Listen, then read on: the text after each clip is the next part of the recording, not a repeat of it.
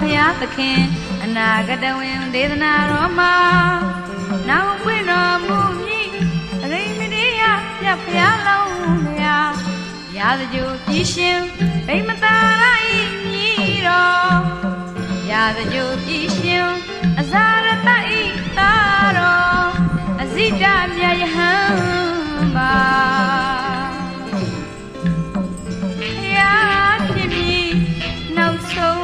ဘဝမှာယေတုမရီရှင်သင်္ခမင်းရာကြီးမြင်းဆရာချင်းအားသနီးပါယမဝရီဝင်းကြတိုက်မှာ